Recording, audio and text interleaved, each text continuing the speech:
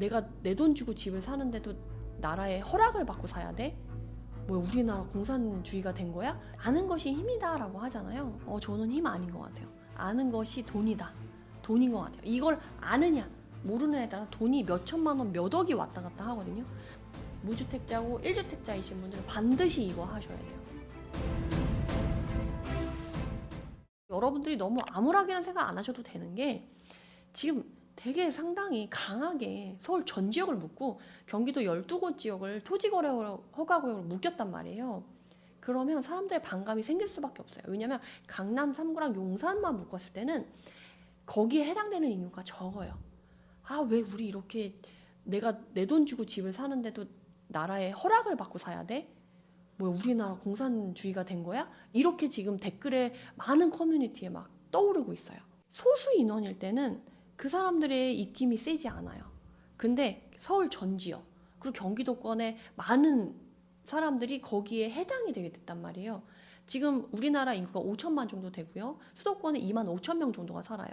그리고 서울 경기도권에 사는 사람들만 거의 한 2,300명 정도가 되거든요.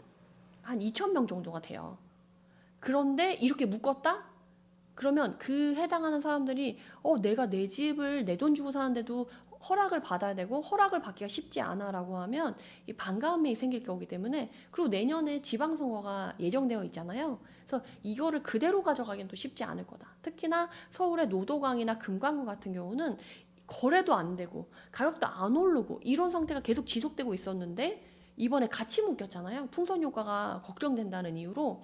그러면 또 그분들의 여론이 좋지 않기 때문에 중간에 혹시나 규제가 살짝 풀렸다가 묶였다가 이렇게 움직일 가능성이 충분히 있다. 그래서 그때 발빠르게 움직이려면 지금부터 무주택자도 마찬가지고 1주택자 분들도 내가 관심 있는 지역이 이런 변수가 발생했을 때 어떻게 움직이는가를 유리한지 미리 준비를 해놔야 돼요.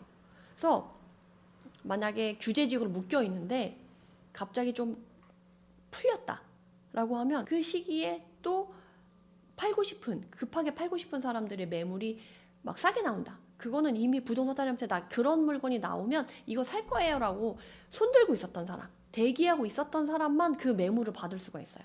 그러니까 거기까지는 내가 준비를 해놔야 된다는 거지. 여러분들 이거 꼭 하셔야 돼요. 진짜. 이거는 제가 정말 50만 원씩 상담을 받는 분들에게만 알려드리는 방법이에요. 무주택자고 1주택자이신 분들은 반드시 이거 하셔야 돼요. 그래서 내가 관심 있는 지역에, 내 돈에 맞는 지역에 가서 이런 가격에 매물이 나오면 저한테 제일 먼저 연락을 주세요라는 액션을 취해놔야지 그 다음 시장에 내 집 마련할 수 있고, 아무것도 안 하고 뉴스만 보고 어떻게 집값 떨어질 거야 기다리고 계신 분들은 나중에 지났을 때, 문재인 정권 때 그런 상황이 정말 여러 번 반복이 됐었잖아요. 그래서 그때 만들어진 신조어가 벼락거지, 상대적인 박탈감을 많이 느끼겠다, 이런 분위기가 형성되는데 그것보다 더 무서운 것이 올 것이다. 저는 그렇게 생각을 하고 있어요. 이제 자산시장으로 형성된 시장은요, 그들만의 리그가 더 공고해지고 더 이 성곽이 두꺼워졌어요. 이제는 거기에 내가 들어가고 싶다라고 한다면 뒤로 가면 뒤로 갈수록 규제는 더 심해질 거예요. 이번에 이재명 정부 들어서고 나서 거의 매달 정책이 발표됐다라고 해도 과언이 아니거든요. 이 기조가 바뀌지 않을 거예요. 뒤로 갈수록 대출은 더 못 받게 될 거고요. 규제는 더 심해져요. 그러면 내 집 마련하기 더 어려워지고 갈아타기 하기 더 어려워질 수 있으니까 차라리 지금 준비하는 게 훨씬 나을 수 있으니까, 그걸 고민하고 계시는 분들은 지금 바로 집을 계약하러 가라는 게 아니고 지금 바로 준비 시작하셔야 된다. 이렇게 말씀을 드리고 싶습니다. 1주택자는 갈아타기를 지금 준비해도 괜찮을까요? 지금 말씀드렸잖아요. 지금 바로 지금부터 준비하셔야 된다. 그래서 돈이 넉넉하게 있어서 갈아타기 하시는 분이랑 난 돈이 없어서 기존 집을 무조건 팔고 가야 돼 라고 하시는 분들한테 제가 정확하게 방법 알려드릴게요. 난 여유가 있다. 그러면 내가 가려고 하는 집의 가격을 먼저 잡아놓고 다음 집은 이제 전세를 놓거나 그 세금을 비과세를 받거나 하는 그 조건에 맞춰서 파시면 돼요. 근데 내가 돈이 없이 갈아타기를 해야 된다라고 하시는 분들은 기존 집을 먼저 팔고 다음 집을 계약을 해야 되는데 본인 집이 안 팔려서 다음 집을 계약을 못하는 경우가 있어요. 그럴 때 본인 집을 팔고 다음 집을 계약할 수도 있는데요. 이건 꿀팁이에요.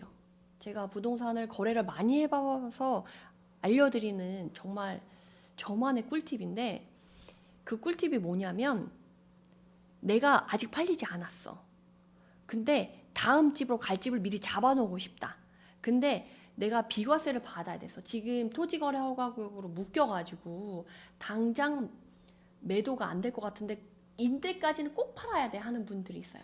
근데 그게 좀 많이 남은 사람이 있거든요. 그래서 이전에 목동이 막 집값이 오를 때도 그 사람은 급하지 않고 사람이 막 몰리니까 나중에 그 날짜 돼서 팔아야지 하고 매물을 안 내놓으신 분이 계셨는데, 6.27 대책이 발표되고 나서 목동이 대출 타격을 받고 가장 큰 영향을 받은 데가 목동이거든요. 그러니까 11월, 12월에 이제 팔아도 되는 사람들이 6.27 대책이 발표되고 발등에 불이 떨어진 상황이 된 거예요.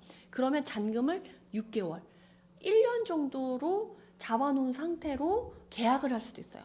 그럼 대신에 중도금을 넣고 계약이 파기되지 않게끔 안전장치를 반드시 걸어놓은 상태에서 집을 잡아놓으면 내 집이 그래도 6개월에서 1년 내에는 팔 수 있는 기간을 확보하게 되니까, 그러면 그런 방식으로 갈아타기를 할 수가 있어요.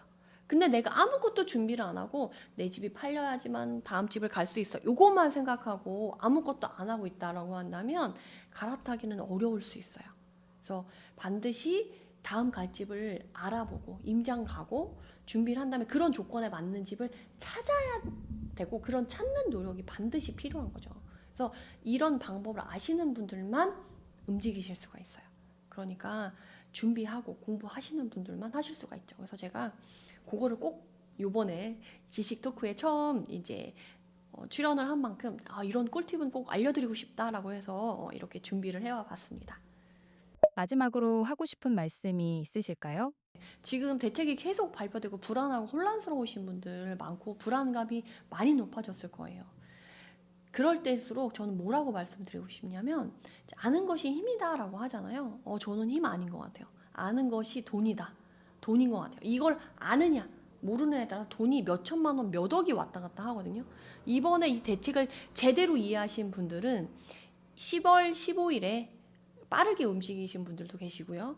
10월 15일부터 20일 사이에 빠르게 움직이시는 분들 많아요. 그냥 뉴스만 보고 이제 안 되겠다, 내가 뭐쯤 이제 내 집 마련 해보려고 하니까 안 도와주네, 이런 규제 대책이 발표되네 하고 주저앉아 계셨던 분들은 변하지 않아요. 그러니까 하나라도 더 알아보려고 노력해서 현장에 나가본 사람들은 이거 이전에 계약하면 된대요. 그리고 오히려 가격이 싸게 나왔어요. 20일 전에 계약 안 되면 집주인이 팔 수 없으니까 그런 물건은 싸게 나왔잖아요. 이런 것들을 현장에 가서 노력하신 분들만 알 수 있는 정보고, 그런 분들만 돈을 아낄 수 있었어요.